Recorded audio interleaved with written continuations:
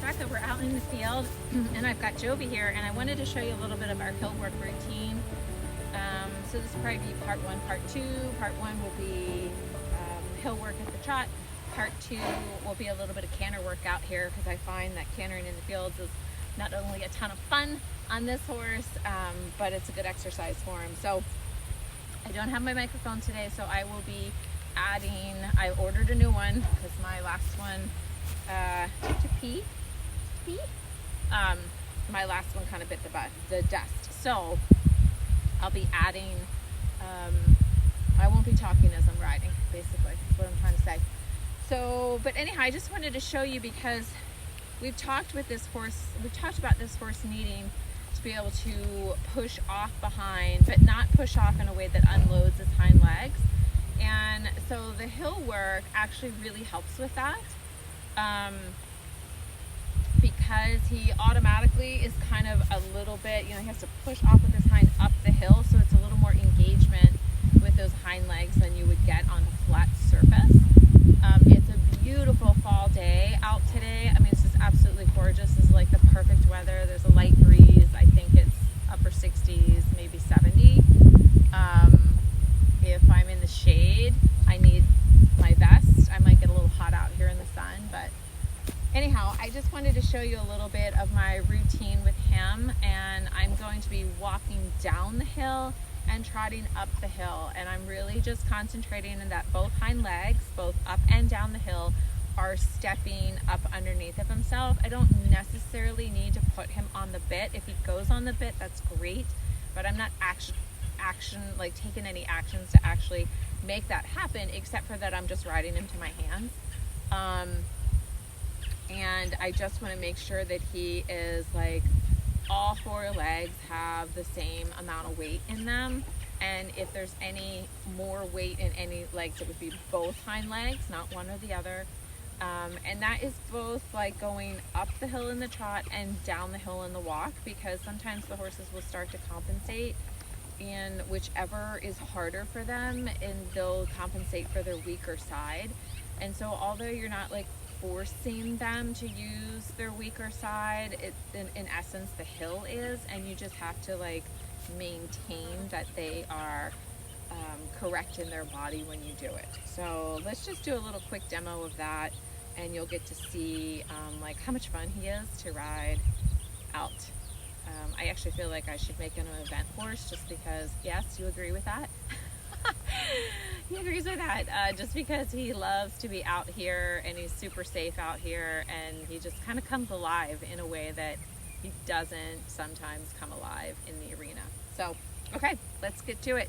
Hopefully the camera will follow me correctly and you guys will be able to see everything.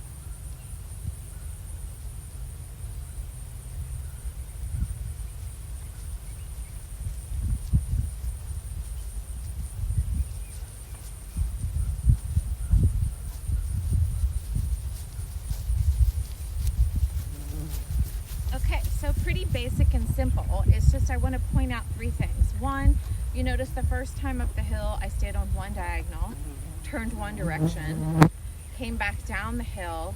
When I went back up the next time, I was on the other diagonal, turned the other direction, right? So make sure you're really balancing out, that you're, kind of working both sides of the body, even though you're going straight away up a hill.